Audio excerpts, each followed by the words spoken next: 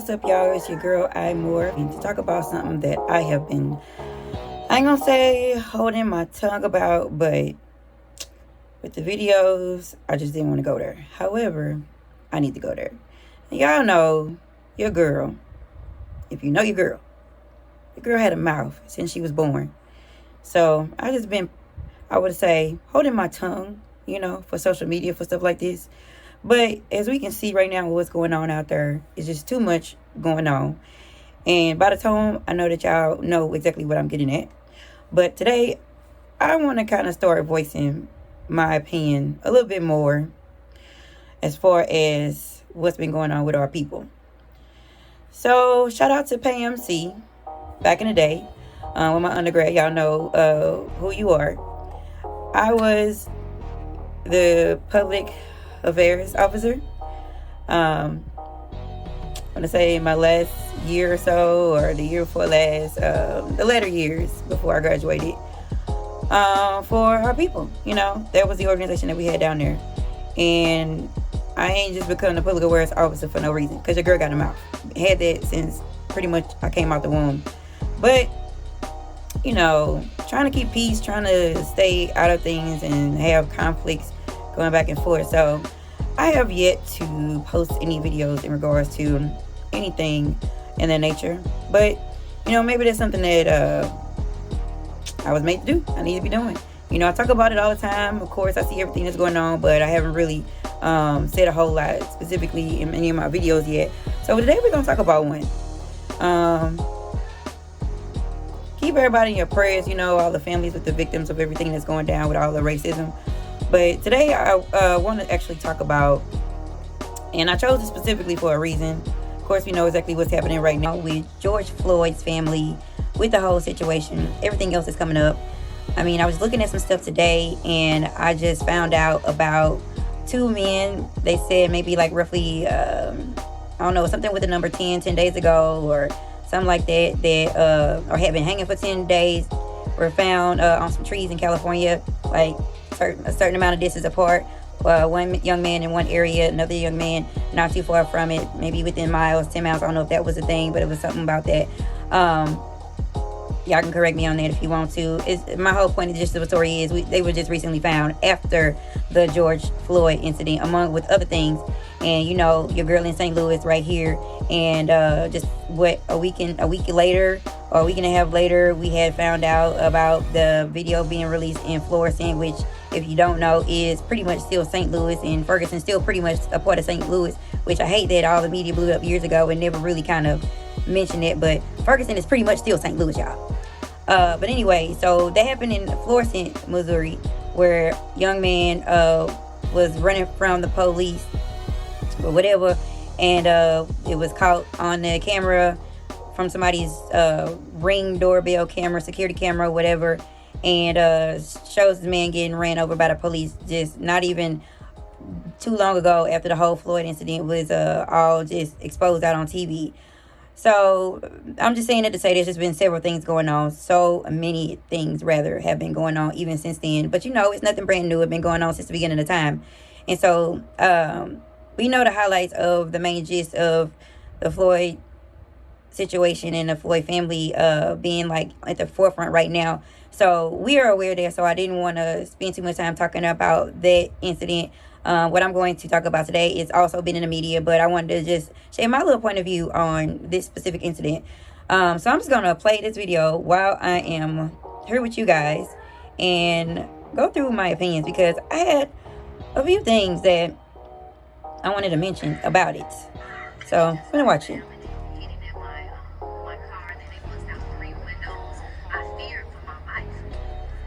Fear for my life. New at 10, batons drawn, beating down the windows and car. Two women pulled from their vehicle by a swarm of police officers, all caught on camera. CBS 2's Jermont Terry is live at Brickyard Mall. Jermont, cops thought the woman had been looting. Yes, Jim, this all happened Sunday, right in the height of when all of that looting started. A family pulled into this parking lot here at Brickyard Mall only to realize that things were closed and a little bit crazy. And when officers approached them, they could not exit, but take a look at what happened when the officers did come to their car.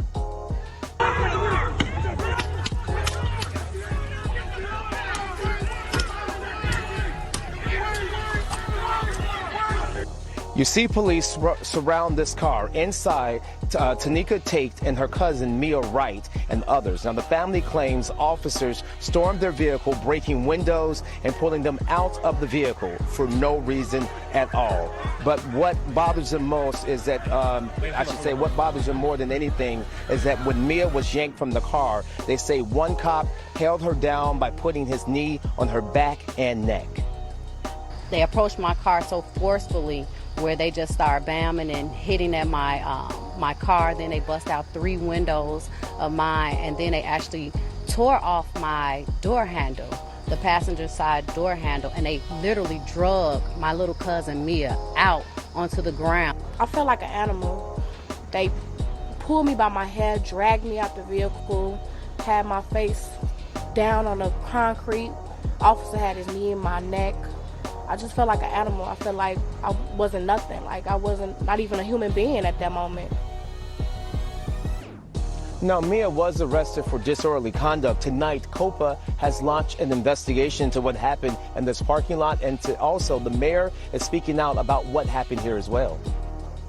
I have seen the video, and we are doing what we normally do is when we see potential allegations of police misconduct, it gets referred to COPA for immediate investigation. Now, officers did, in fact, confiscate Tanika's car, but that was later given back to her. But when she got it back, all of the windows were busted and there was some other damage to the car. The family insisting that they were never given a clear explanation as to why the officers stormed their car, and they also were never given an apology. Mia did sustain some glass in her eye, but the emotional scars, she says, outweigh any physical pain that she has. Reporting live at Brickyard Mall tonight, Juneteenth Terry. The video that I have was, I found it off of Attorney Crump's Instagram page. Attorney Crump, we all know, is the attorney for the Floyd family, and he's just popping up all over the place. He being very active, y'all know. Reminding me a lot of Al Sharpton right now, which of course they partnered up and we saw them at the funerals, but he popping up all over the place with these cases, like representing. And kudos to him. You know, I can't say enough about that. That's good that he's been an activist the way that he is, not only an attorney, but he's definitely an activist, of course. But it was found on his page where I saw this video, which I knew about it, but I actually was able to focus a little bit more on it because I had a little minute or whatever. Of course, because there's so much to focus on, so we can't even just tell it all. We can't see it all.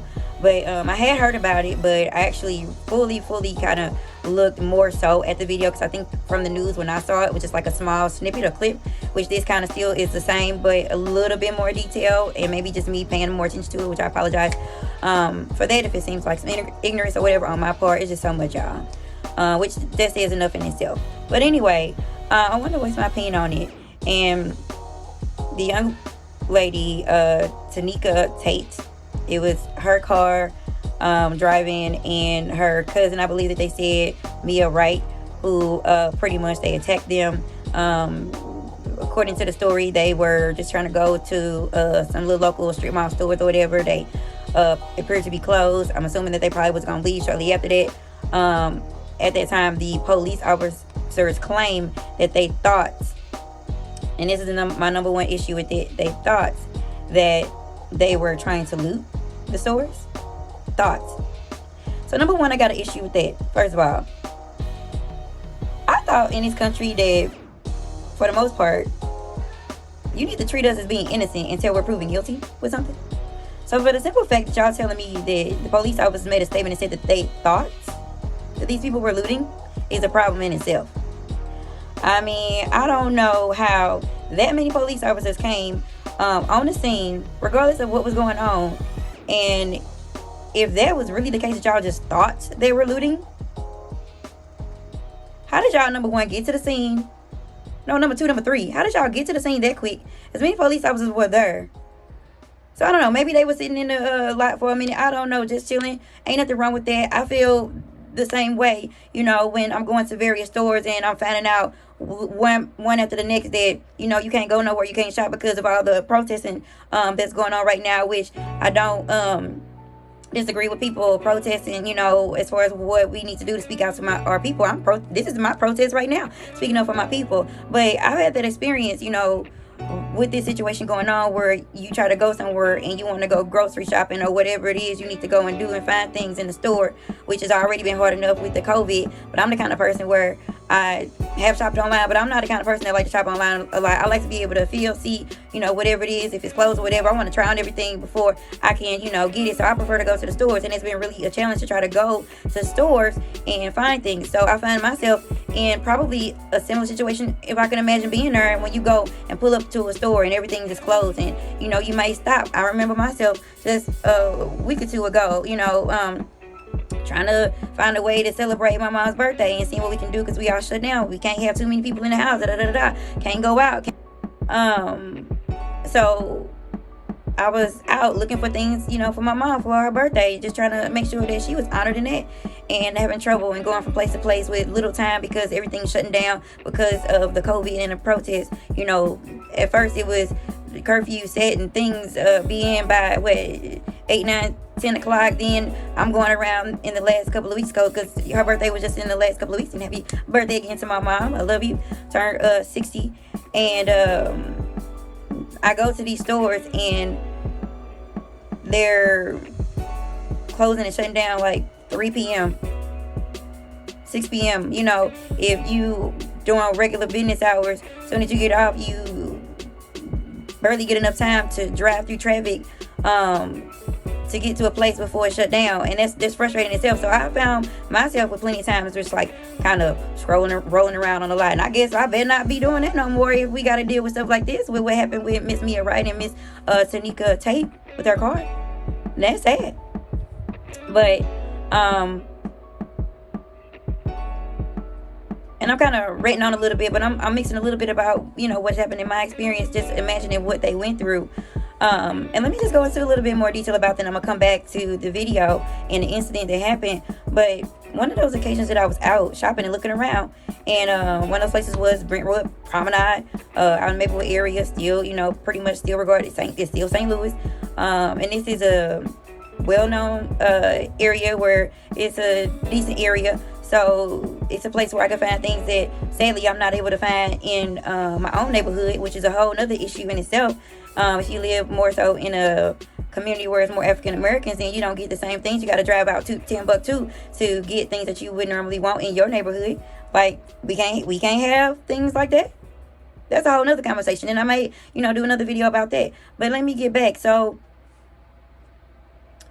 I stopped when I was driving, and I see this big, you know, plaza, and pretty much similar to the plaza that they were in when they got stopped. And I'm looking around, everything just boarded up. Building at the location, store at the store on this strip, just all boarded up, you know. And I'm looking and reading the signs like, when are they going to be open? Because I still got things that I need to get for, you know, my mom's birthday, what have you. I'm trying to figure out what I'm going to do, and just running amok, and it's just stressful in itself.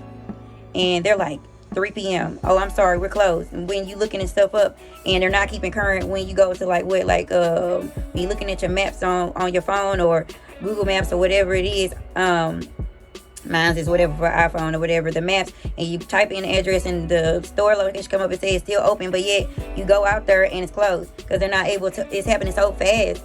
And that's the thing, like, I'm not saying that they can't keep up with things, but, well, in a way where they're lacking business-wise, but stuff is happening so fast, or has been happening so fast with these protests, that they're not able to even post the right time fast enough to say that they're closed before I can get to the store. So we're wasting money. They're losing money. I'm wasting money for gas just driving out there, and my time when I can go find somewhere else to go. And all these little things that are frustrating, which I'm sure that a lot of y'all can relate. Y'all can click like or comment, you know, share your experiences if you've had this happening to you. I'm sure you have. But I go there and that's what I see. And so I'm just kind of driving and rolling around and just passing store at the store, all closed, you know. And I'm in shock and awe in a sense. And I'm like, this crap is like history in the making, of course. And I'm like, dang, let me do some, try to get some pictures or whatever. And it could have been me. They could have been, in regards to what happened with them, the young ladies with this video, that could have been me. The police could have stopped me, and I'm not going to even lie. I did feel a little bit some kind of way. I did feel a little bit intimidated, because when I got there on the lot that day, there were a lot of protesters. I realized what was happening. They actually were going out. Okay, so all of the stores were closed, right? So there's this big old lot, and all of these stores are here. The lot is a big lot, so there's all these parking spaces, and right at the front of the lot, where I would say the front, where the plaza is, where all the doors to enter in each one of the stores, they weren't really parking right there so much, but there were so many cars on this lot, y'all. No cars are right there, but there were so many cars on the lot. As you enter into the lots, they were parked more so towards the street end. And as I was seeing this, I'm realizing like what's unfolding and what's happening. I'm like, okay, this is how they're doing this, because I haven't really been out there like that for the recent protests, at least not yet. But I'm definitely planning on at some point. But all these cars were there, and nobody's in the cars. And I'm realizing what's happening. Now, as I was driving there, yeah, I saw like protesters, little clusters of people here and there walking towards somewhere, or kind of standing around, because they were getting ready to protest that evening, and we're kind of just all starting to meet up. And they, I'm assuming that that's what all those cars were. They were posted up there, parking there, so that way, they weren't too far away to walk, And so, it's crazy to see that, but at the same time, it's a beautiful thing at the same time, where so many people gathering. And y'all, just like people been saying, it wasn't most black people that I was seeing out there. And this area is not a predominantly black area like in my neighborhood. Sad to say, but all these people were coming there wherever they was coming from. I'm assuming that a lot of people were living in the neighborhood, but I'm sure these people were coming from here, there, all over the town, all over St. Louis, to meet up, because they know that it was going to be protesting out there somewhere. So, I mean, I promise you, like, so many things were closed down. Like, Whole Foods closed down. And again, because I don't have one in my neighborhood, sadly, which I would appreciate. I've reached out to Whole Foods and other stores. Just, again, that's going to be another topic, but they're not in my neighborhoods. And this, again, is, to me, a part of racism. So I have to go out there. But then it's like, dang, do you even want to go out there because you see that stuff and you know that it's racist? Do you want to spend your money out there? But dang, I want some healthy foods too. We got to, get to gardening ourselves. There's things that we can do. But let me go back to what I'm trying to focus on. It's like a side note to another side note to a side note. And that's just how deep these issues are and how far they go. They're all interwoven and connected. It's so intricate in a bad way. It shouldn't be like this, y'all. So, Trader Joe's, container stores, AT&T store, what else is over there? Michael's is over there. A few crafty, like, our house, if you into interior design, it's like a more upscale, like interior design place where you can buy things that's like really, really nice. And that's just in this one strip mall that I was pulling up to. What was it, the Brent? No, that wasn't the Promenade. I forgot what they call that plaza. But anyway, but then it's like the Brentwood Promenade that's like across the way. It's like a lot of stuff over in that little area. So all these, I mean, I went through all of these areas within like a good mile or two or so radius. And like the Walmart and all of the stores all just straight shut down, and I couldn't get anything. So anyway, going back, like that frustration, just seeing how huge this situation is, was just like kind of like shocking to me, and I just taken back. And so yeah, like this young lady, that probably was the same thing. I'm in the lot just kind of slowly rolling around, just seeing like all this stuff for myself, because it's different from seeing it on the news and actually being there. It's a different thing. They're boarded up, and so I can just only imagine, for lack of better words. And then, so again, I saw protesters starting to meet up. And then as the time was going on, I don't know how long I was there. It might have been 20, 30 minutes at the max. Maybe not even that long as I'm rolling around, because I realized I couldn't, I ain't gonna even say I was there long. I don't know, maybe 10, 15 minutes. But it seemed like a long time, because it was just almost like a moment frozen in time for me that I'm probably never, ever going to forget with what has gone down in history. So it probably wasn't that long, but I'm rolling slowly, looking through these stores and trying to go and park real quick. And I'm thinking all these things at one time, and I'm seeing these protesters out here going to protest. And I'm like, yeah, there's other cultures out here, as we've been talking about. These people, yeah, mostly were not black. I seen a lot of white people out there and whatever else, with masks and everything and signs. getting ready to protest, and they're gathering, they're coming in quickly as I'm like trying to figure out what I'm about to do, because my thing was I'm just trying to find a store that's open so I can do something for my mama, because I ain't got time with all this stuff that it's actually been a part of the issue anyway. With the shutdown, it's been hard to get anything, and again, I prefer not to get stuff online. It's just been like a whole ripple effect. So anyway, I had a short amount of time, long story short. So I paused, I parked, and I was like, okay, I'm actually mentally, I'm looking at the protesters lining up on this corner, like where all these cars are at the corners on the different intersections or whatever. I'm now inside the lot, and as I'm rolling through, I'm like thinking, I hope these police ain't trying to do nothing. I see the people just walking down, ain't no trouble. Like, do I got to get out of here real quick? What's about to happen? I don't know. But I see like several, I actually, within the plaza that I went into, I saw like several police officers in there. One here, one at the intersection where I'm turning into the lot, 2 or 3 or more, like kind of back off in the cut, because it was like another lot at this angle. It's like a weird divide in area, so there was like 3 or 4 up in there, like chilling in the cut, just getting ready for what's about to go down. And then because like there's this whole plaza, mind you. I come in, let's just say on the right end of the plaza, or the east side of whatever, and I'm pulling in, and I'm seeing 3 or 4 cars, and then I'm kind of just rolling through, trying to figure out what I'm about to do, thinking I'm going to park and just figure out where I want to go next, right? Find something that's open. Kind of had a little bit of an idea in mind where I could go and what to do, but I just wanted to make sure. So I'm trying to I look and see what's going on. I'm rolling through. In my mind, I'm thinking, I hope these police don't try to pop off, and I hope they don't try to pop off at me, and thinking I'm trying to do something, because although there was all these cars on the lot, and there was like, I don't know, 2 or 3 car lengths where right in front of these stores through the entrance, there's parking spaces there, like closer towards, the front, the handicap, all that. It was like not really cars there. They were all on this side. So it's the back of the lot, going down the whole strip way of this long lot. So the police, I was kind of like starting to roll around too. I'm not going to say that they was necessarily following me, but I didn't know if at that point. And so I'm getting towards the other end, or the west side of the lot or whatever. Excuse me. And I see a police car start to drive all around through the lot too. And I wasn't the only person driving around. There was other people just like me. They were noticing and seeing that, okay, all the stores closed. We can't go in. We just want to shop. I wasn't there to protest or what have you. I go all the way around to the other side of the plaza, because it kind of goes around to some sides, like on the west side and the left side. It's pretty long. And so I go all the way towards the end, and I parked over there for a second, and I'm like, okay, let me look on my phone. I'm trying to see like where I can go, because I'm just still trying to shop, trying to get something or whatever. And I was really thinking, like, I hope that this ain't nothing that they gonna pop out on me, because I'm not going down. I'm kind of like by myself or whatever. I'm not going down to the other end, so I'm closer to the stores. So I'm like, I'm hoping that they're not trying to come around me and try to say nothing to me about leaving the door or whatever, because I'm like, I'm just a citizen up in here. I got every right to be up in here, to pull up and find out it's closed and figure out what I want to do or whatever. I'm not sitting here loitering. I'm not sitting here, trying to cause any trouble to anyone. So I'm just like, I wish a nigga would try to post up on me, and there's so many different thoughts that are going through my mind.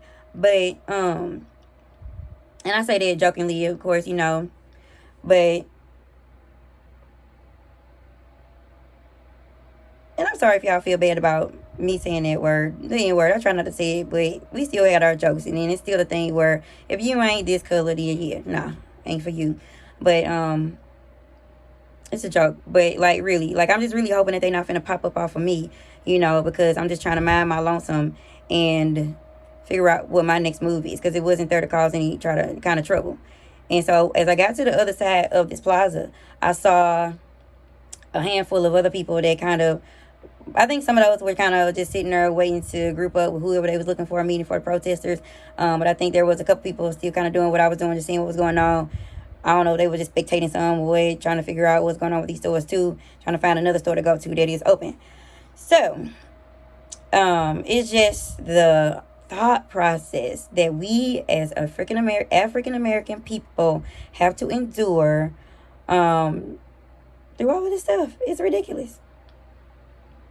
Even at that point, like, there's no words for it. It's just unreal that you could just be sitting there, minding your lonesome, and feel threatened for your life. or threaten that something crazy about to pop off just because you just exist with all the hatred and stuff. So I'm sorry to be so long on my experience with that, but it's just like I can't even explain the whole thing with it. So going back to this video, I cannot. It's easy to see how they could have been just sitting there on a lot, you know, doing what I was doing. And then these police officers say that the reason why they attacked them is because they thought that they were looting. My problem is y'all didn't say that 100% without a shadow of a doubt y'all knew that these young ladies were looting. Did anybody else realize that or see a problem with that? Because I definitely did. In itself. And that's the whole mindset, which is what we're fighting for at this point in time anyway. Like, your thought, your perception of me, that's now the facts. I am deserving for you to put your foot on my neck, for you to treat me like a criminal, to abuse me, to oppress me because of what your thoughts in that instant was about me, how you perceive me, without so many of these situations now, and I'm sure throughout the past. I'm not even armed. I don't even have a gun. I'm sitting here at peace. I'm not doing nothing to nobody. Like, really? I'm going to digress from that moment. No, I'm not going to digress from it, but I'm going to move forward to the next point with this video, and I'm going to continue to play.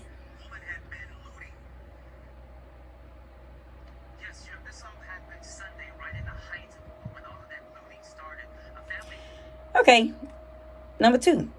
I like that the person reporting this story is an African-American male by the name of Jermont.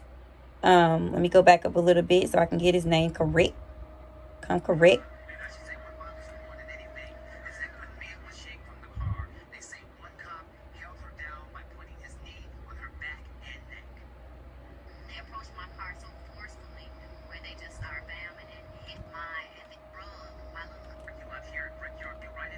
Jermont Terry, by the name of Jermont Terry. I like that.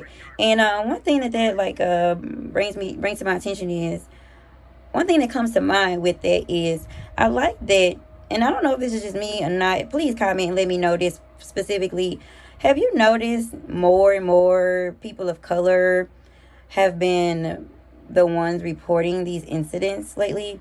Like, we look at the news all the time, and, you know, growing up back in the day, definitely over the years, there have been more and more African Americans in figures on national television. But on the news, you know, with something like this, I've noticed specifically real recently, more and more African Americans or people of color, whether you know, Indian or what have you. I've seen so many people of color like starting to report these stories versus people that are not people of color reporting these stories. Because, you know, one thing, and somebody been talking to me about my own personal stuff and mentioned this to me a handful of times, can't nobody tell your story like you can tell your own story.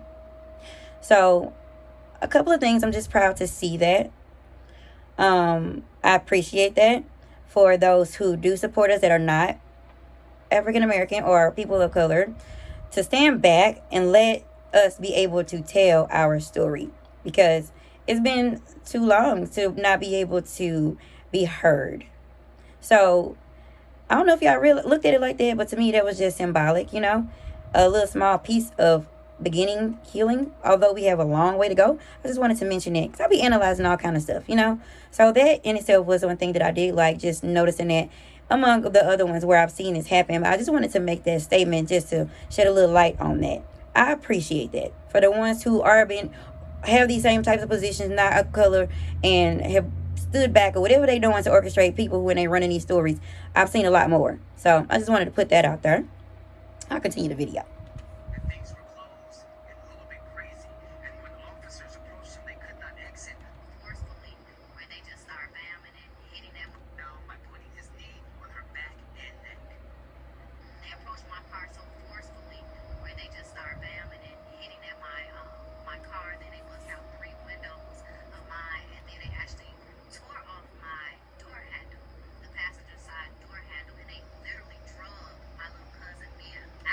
Okay, let me just get this out here. So, this is my next point. Miss Tnika Tate has come on the news, national television, and explained that these police officers, and it's like several of them, which is crazy to me, bust out her windows.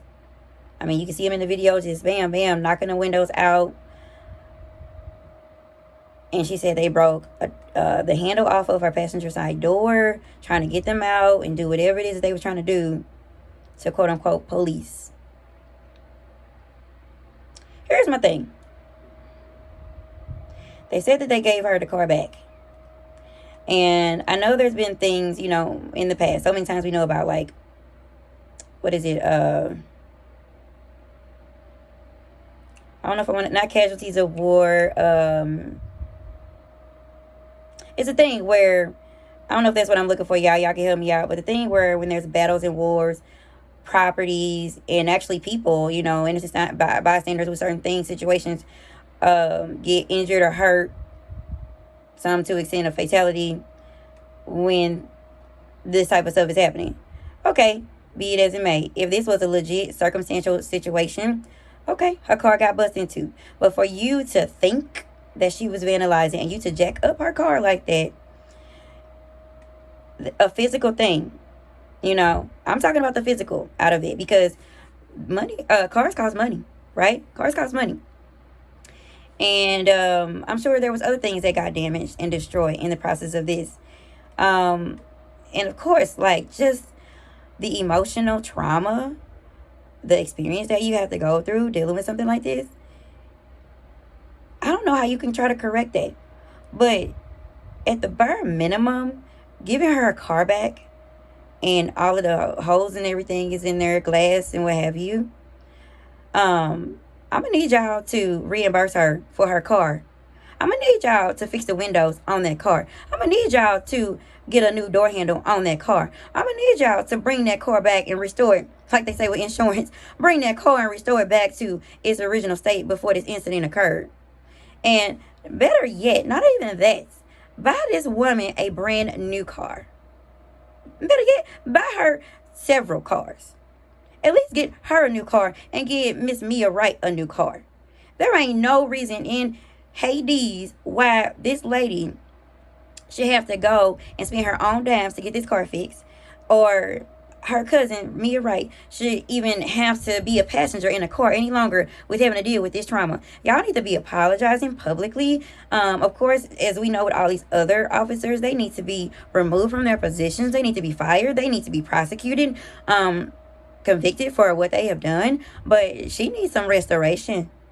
Just like all African-American people need their restoration, and people still looking for, and I'm going to say this, they're 40 acres and a mule. This is a joke that I'm seeing this story and they're here reporting it. Yeah, I don't see no ending to this story where they have apologized, that they have restored and replaced the damage they've done to her property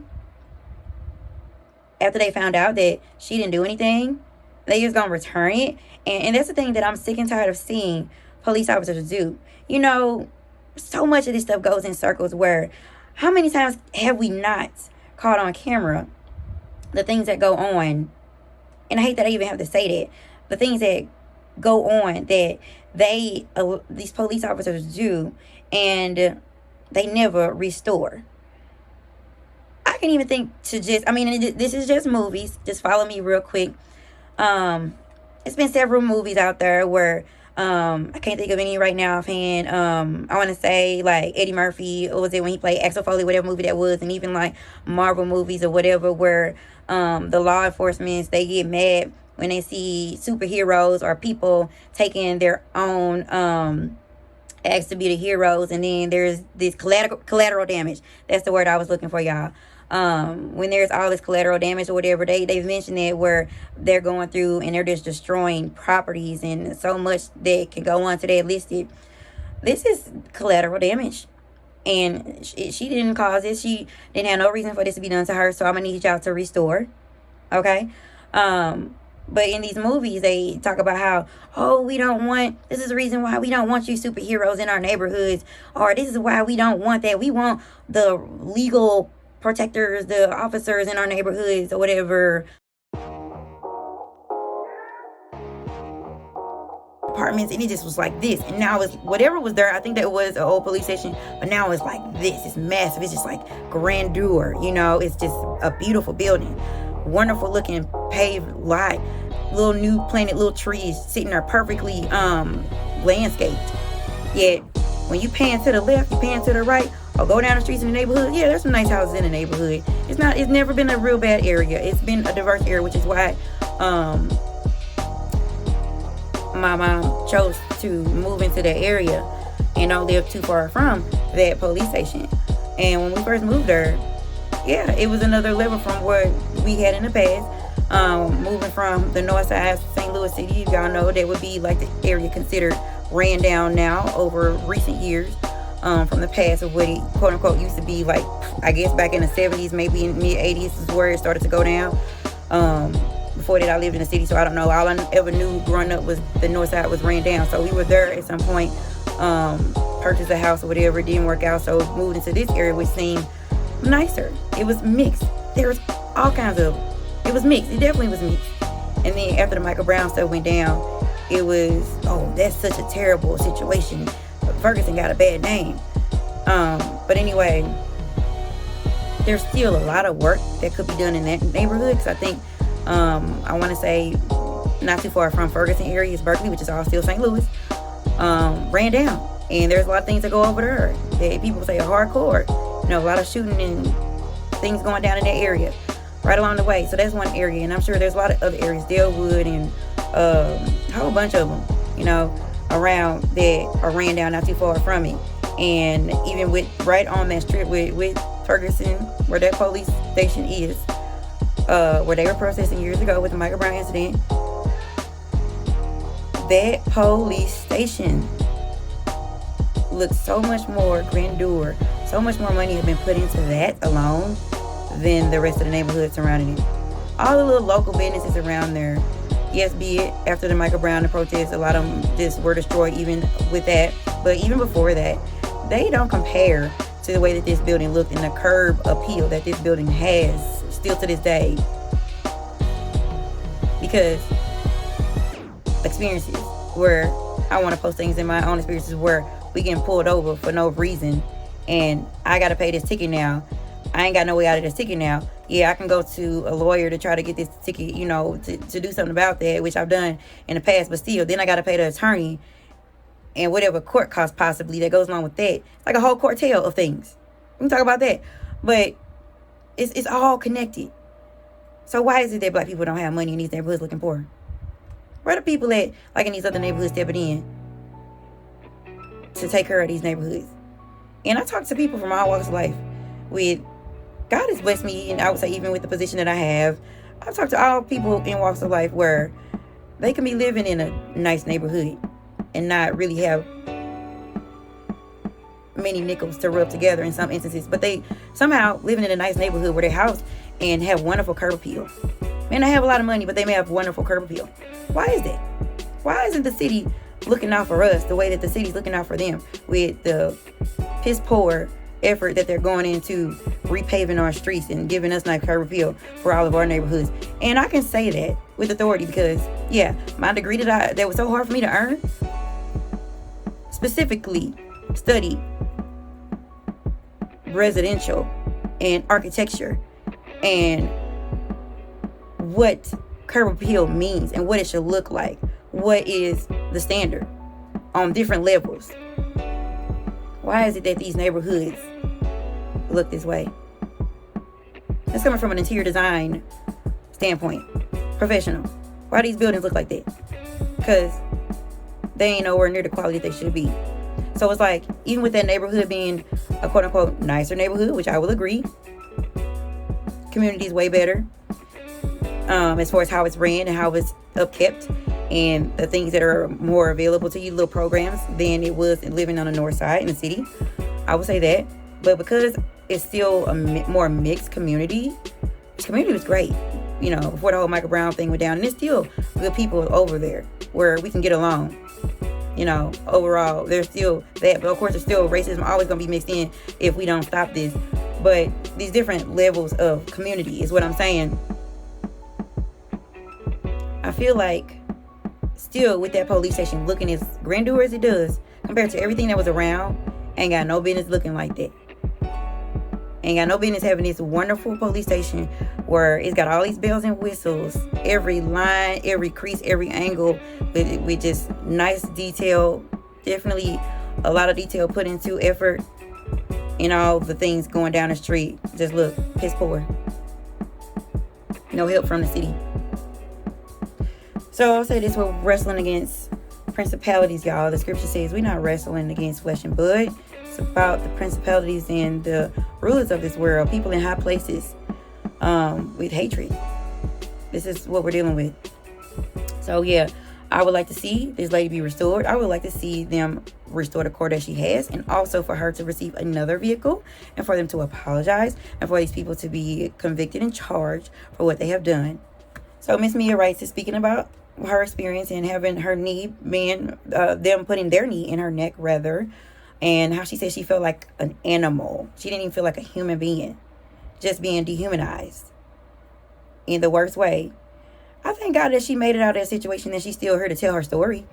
But it's sad that she got to be able to tell that she made it out, that these other people did not get to make it out. So I'm thankful for that. But she felt like an animal. That's something that she'll carry with her the rest of her life. Now,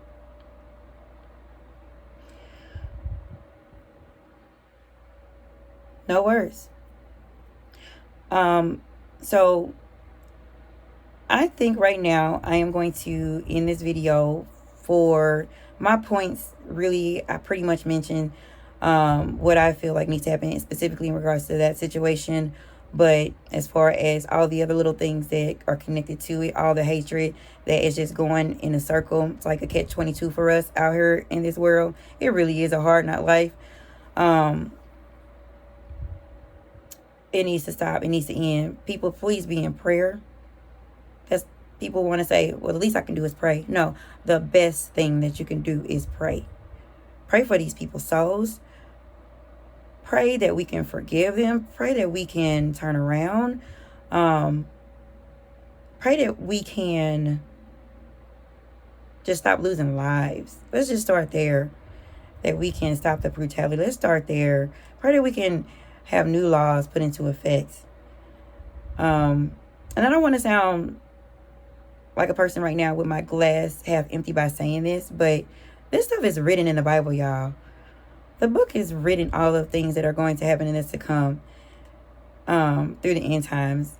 You can say you believe it and you don't believe in it, but look around you. Things are constantly becoming worse and worse. So better yet than